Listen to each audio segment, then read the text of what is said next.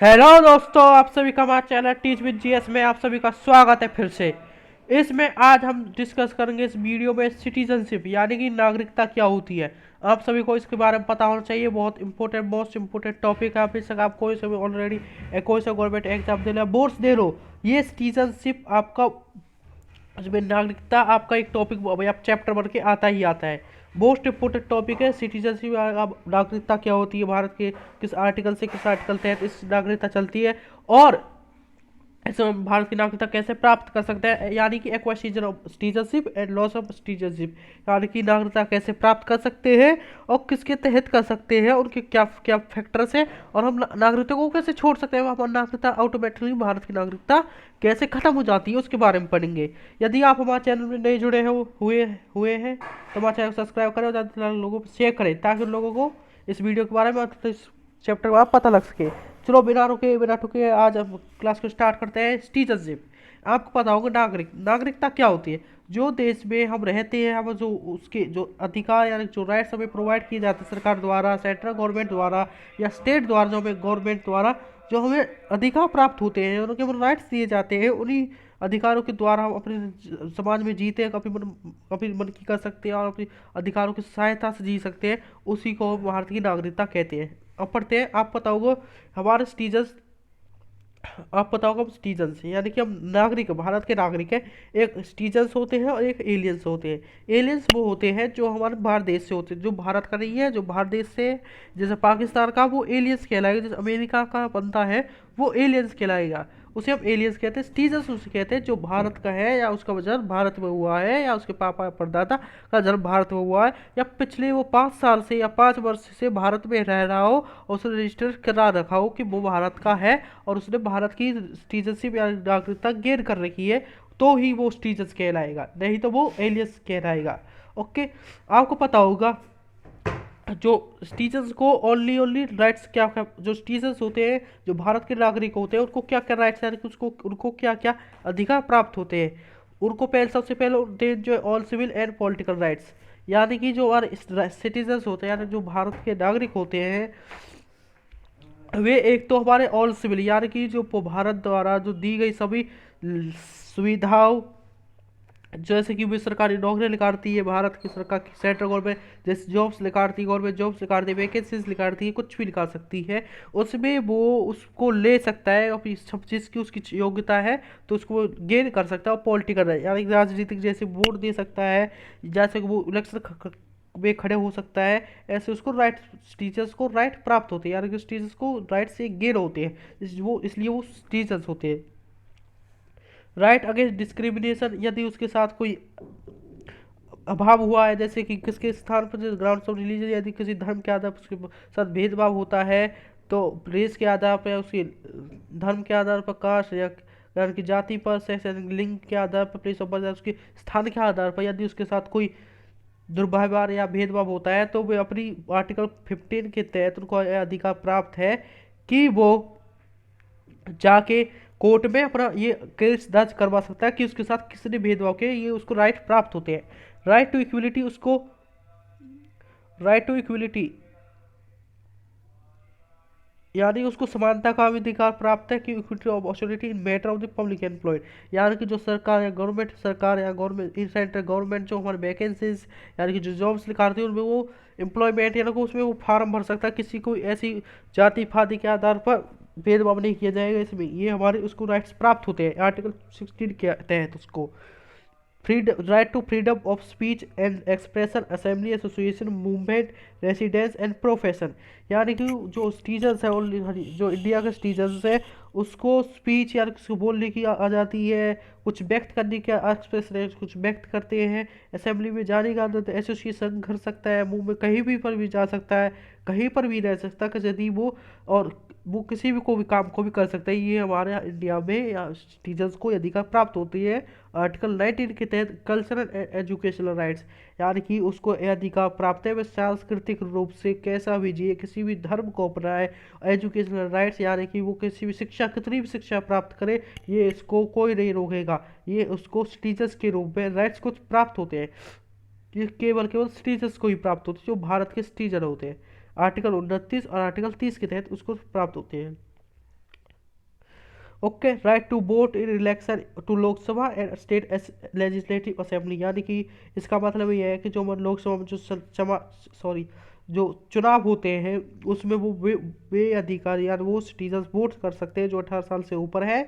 और चाहे वो स्टेट के इलेक्शन हो, चाहे वो लोकसभा के स्टेट इलेक्शन हो, चाहे वो विलेज के इलेक्शन हो, चाहे वो जिला परिषद के इलेक्शन हो, उनको राइट है कि वो वोट कर सकते हैं इलेक्शन में। उनको इस चीज़ के रूप में राइट है, राइट टू कॉन्टेस्ट मेंबरशिप, वो पार्लियामेंट में मेंबरशिप यानी कि अपना एक पत्र देकर अपना नॉमिनेशन भी करवा सकते हैं, इसको प्राप्त है। लेकिन ये एलियंस को प्राप्त नहीं है, ये एलियंस को राइट्स प्राप्त नहीं होते। Eligibility to hold public office, यानी कि वो किसी भी नौकरी को होल्ड या कर सकता है, प्रेसिडेंट चाहे वो प्रेसिडेंट ऑफ इंडिया, चाहे वो राष्ट्रपति बन सकता है, चाहे वो प्रेसिडेंट वाइस उपराष्ट्रपति बन सकता है, चाहे जज of supreme court and high court, चाहे वो सुप्रीम कोर्ट का जज बन सके, चाहे वो हाई कोर्ट का जज बन सके, उसको अधिकार प्राप्त है, सिटीजन्स है वो। चाहे वो गवर्नर बन जाए, चाहे अटॉर्नी जनरल बन जाए, एजीआई, चाहे एडवोकेट जनरल ऑफ स्टेट बन जाए, उसको ये अधिकार प्राप्त होते हैं, यानी कि उसको टीचर्स को ये अधिकार प्राप्त होते हैं कि कि वो सिटीजन है, इंडिया का है, तो ही उसको ये अधिकार सारे के सारे अधिकार प्राप्त है। यदि वो एलियंस है तो एलियंस को कौन कौन से प्राप्त हो, एक तो आपने पढ़ा होगा एलियंस हमारे दो प्रकार के होते हैं। एक तो एलियंस हमारे दो प्रकार के होते हैं, फर्स्ट एक तो फ्रेंडली एलियंस और एक होते हैं हमारे एनिमी एलियंस। फ्रेंडली एलियंस क्या होते हैं, हमें एलियंस बता दिया कि एलियंस वो होते हैं जो हमारे भारत देश से आते हैं, वो हमारे एलियंस कहलाते हैं। ओके, और फ्रेंडली एलियंस ये भी दो प्रकार के होते हैं एलियंस, एक तो हमारे फ्रेंडली एलियंस और एक हमारे एनिमी एलियंस। फ्रेंडली एलियंस वो होते हैं जो हमारे जैसे भारत है, जो एलियंस हमारे जैसे कि उनके साथ कोई देश के साथ हमारा व्यापार चल रहा है, उनके साथ समझौता कर रखा है, जिसका वो आज शांतिपूर्वक रह रहे हैं दो देश आराम से, तो वो फ्रेंडली एलियंस कहला के। उनके साथ कुछ ट्रीट नहीं किया जाए, वो आराम से अब घूम सकते हैं, टूरिस्ट के रूप में आ सकते हैं तथा रह सकते हैं, उनके साथ कोई वो नहीं किया जाएगा। लेकिन इनमें भी एलियंस वो होते हैं जो कि जैसे कि चाइना के साथ हमारा वॉर चल रहा है, तो वो हमारे इलेमी एलियंस कहलाएंगे। उनके साथ उनको अरेस्ट भी किया जा सकता है, उनको प्रोटेक्शन, उसको कोई सुविधाएं नहीं दी जाएंगी, वे हमारे इलेमी एलियंस होंगे। आई होप आपको इलेमी एलियंस और फ्रेंडली एलियंस में डिफरेंस समझ में आया होगा। अब पढ़ते एलियंस को, अब सारे एलियंस को, जो एलियंस होते हैं यानी कि जो विदेशी होते हैं, जो विदेश से आए लोग होते हैं जो भारत में, उनको क्या क्या राइट प्राप्त होते हैं, यानी कि उनको क्या क्या अधिकार है भारत में आकर। Aliens are the citizen of some other state and has do not enjoy all civil and political rights, यानी कि वो विदेशी है तो उनको सिविल एंड पॉलिटिकल राजनीतिक अधिकार और बार जो सिविल में कुछ भारत भारत जो गवर्नमेंट जॉब निकालते हैं उनको कोई भरने का अधिकार प्राप्त नहीं है, वो उनको भर ही नहीं सकते क्योंकि वो सिटीजन्स नहीं बल्कि वो एलियंस है, इसलिए वो नहीं भर सकते।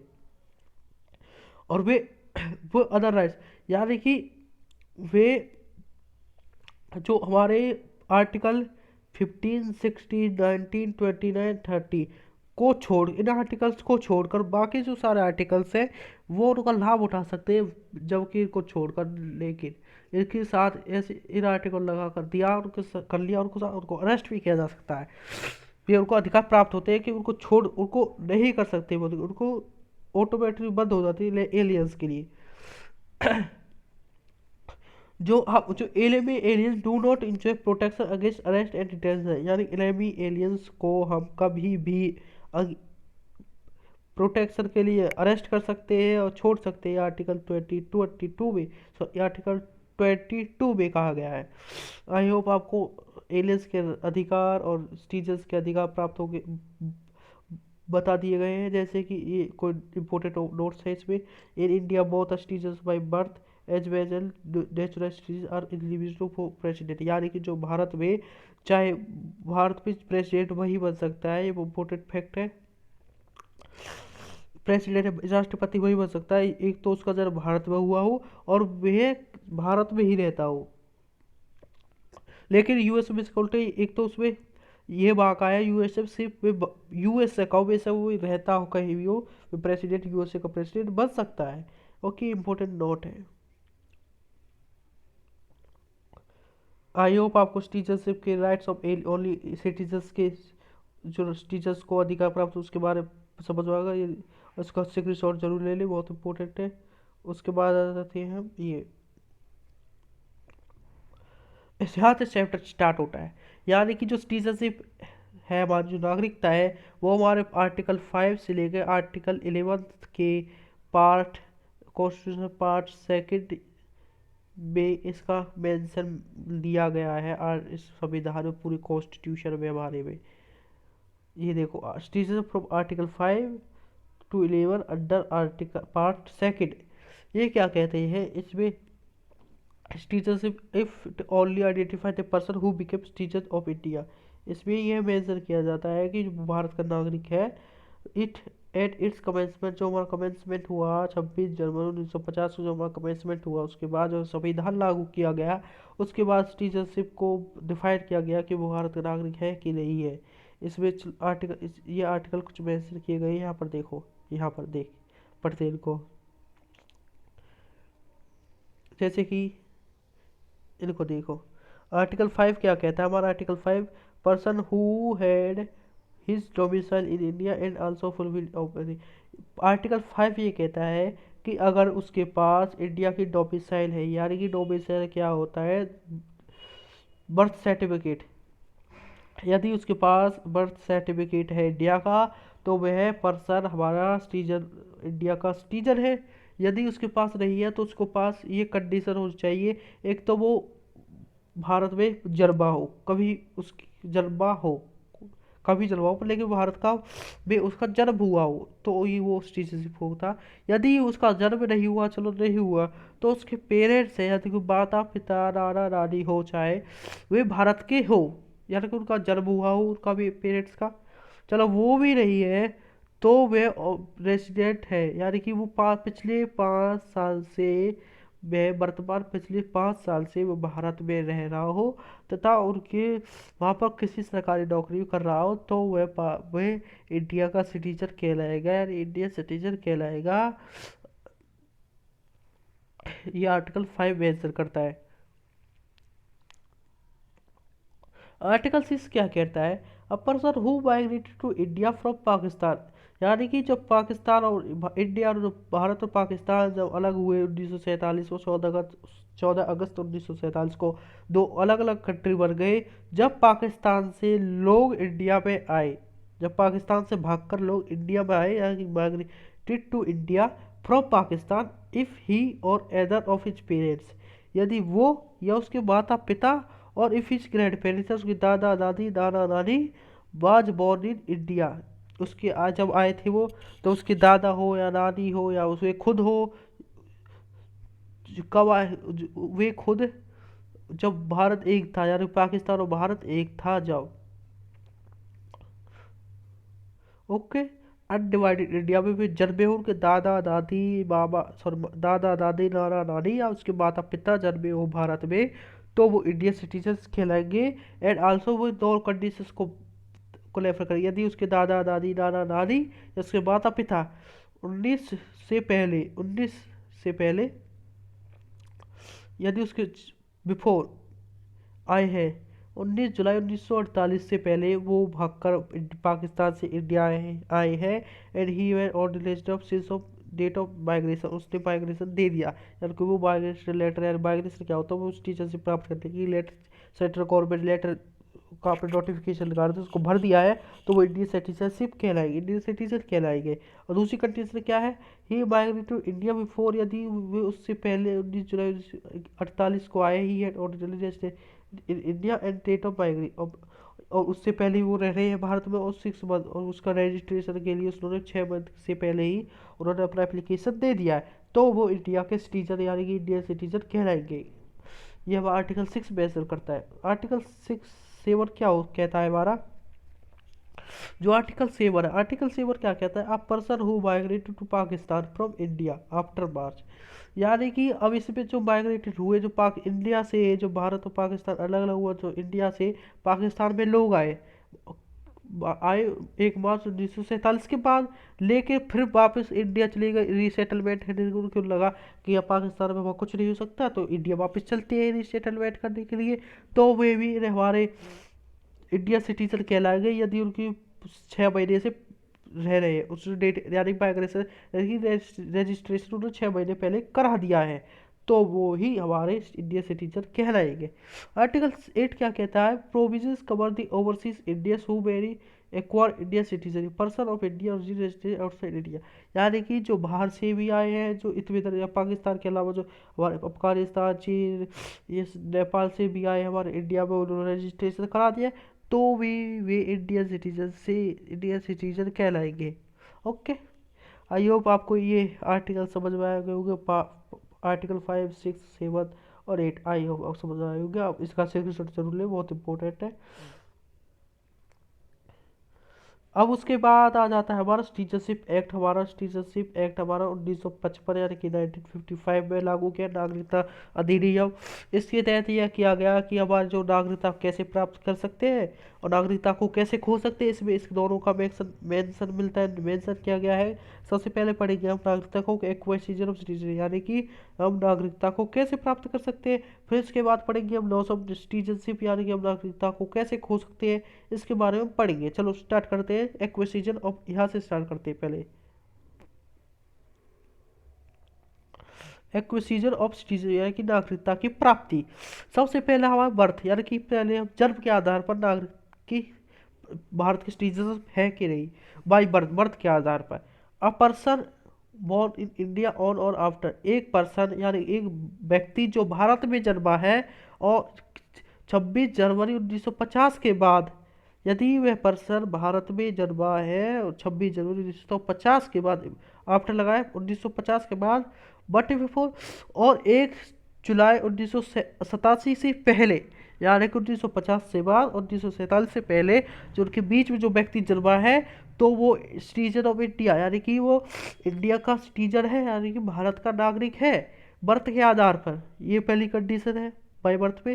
दूसरी कंडीशन क्या है? बोर्न इन इंडिया और आफ्टर, यदि वह जन्मा है 1 जुलाई 1987 के बाद, सिटीजनशिप और इस पेरेंट या फिर उसके पेरेंट्स या उसके उसके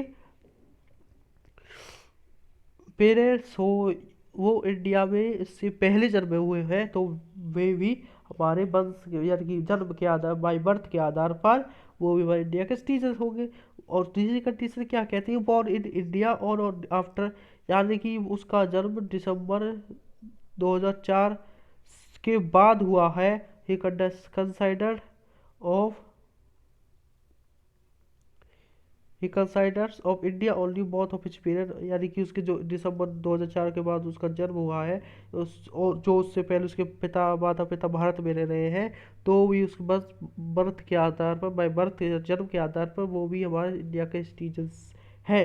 आई होप आपको बाई बर्थ या एक्वेसिस जब बर्थ जन्म के आधार पर कैसे प्राप्ति होती है सिटीजन्स की, यानी कि हमारी वो बाई डिसेंट, यानी कि हमारे वंश के आधार पर कैसे सिटीजनशिप या नागरिकता कैसे प्राप्त करते हैं, वंश के आधार पर।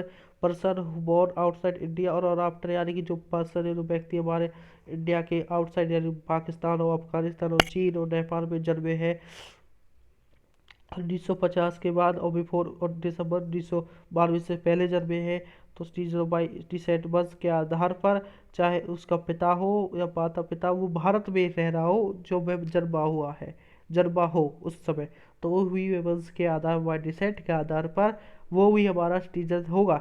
और दूसरी कंडीशन क्या कहती है? दिसंबर 2004, यानी कि दिसंबर 2004 onwards a person born outside, यानी कि उसको पता है कोई भी कह उसका इतने में जन्मा हो कुछ देश में, तो भी वह भी हमारा सिटीजनशिप होगा, उसने रजिस्टर कराया हो, यदि उसने रजिस्टर करा हो बाई रजिस्ट्रेशन।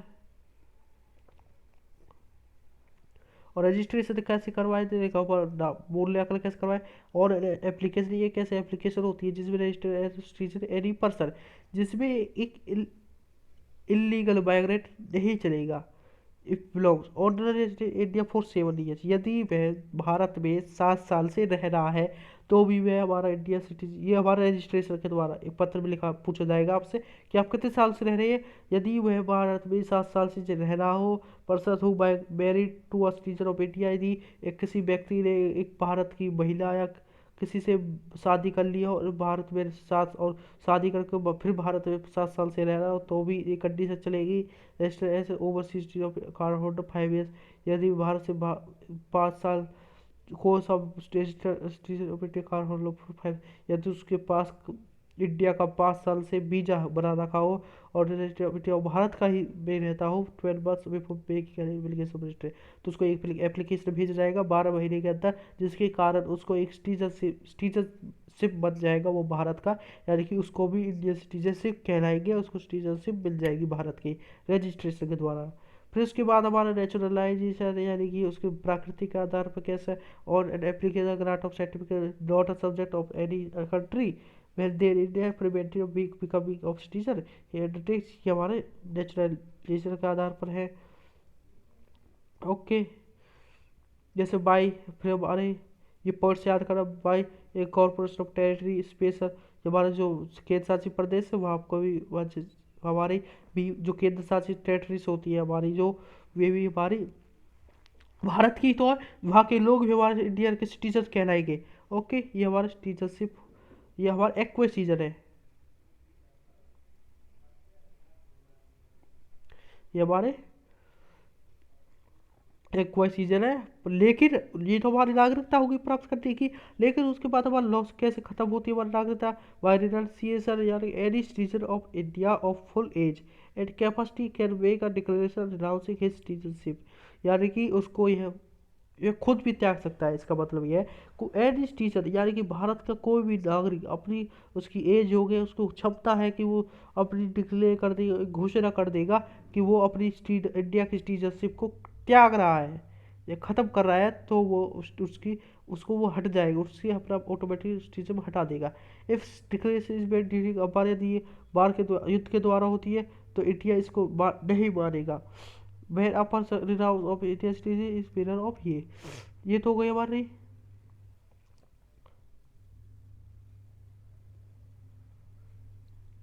उसके आधार पर वाइट टर्मिनेशन इसको हटाएंगे कैसे, हम खुद कैसे हटाएंगे white termination, when an Indian citizen voluntary, ये हमारे टर्मिनेशन का आधार पर हटा देते हैं। फिर बाई डिसेंट, बाई डिप्रीवेशन, इस डिप्रीवेशन का आधार पर हम इंडिया के सिटीजन को हटा देंगे। आई होप आपको ये सारा सारा जो हमारा सिटीजनशिप है पूरा का पूरा चैप्टर या टॉपिक कह लो आप इसे, ये कंप्लीट हो जाता है इसी के साथ। आई होप आपको आशा होगी आपको ये चैप्टर पूरी की पूरी वीडियो आपको समझ में आई होगी। ऐसी ही वीडियो आपको और मिलती रहेगी। इसके डिस्क्रिप्शन लिंक पे आपको आपको union territory, union it's territory के बारे में, पार्लियामेंट के बारे में, फंडामेंटल ड्यूटीज़ के बारे में, इन सब का लिंक आपको, सुप्रीम कोर्ट हाई कोर्ट क्या होता है उसके बारे में डिस्कशन कर रखा है मैंने, वीडियो बना रखी है। इसकी डिस्क्रिप्शन लिंक में आपको उसकी वीडियो मिल जाएगी, उसको जरूर देखें, आपको बहुत गेयर होगी। और ऐसी वीडियो अगली बार मिलती रहेगी। ऐसी वीडियो के लिए आप हमारे चैनल सब्सक्राइब तथा सपोर्ट कर सकते हैं। और थैंक यू सो मच। जय हिंद।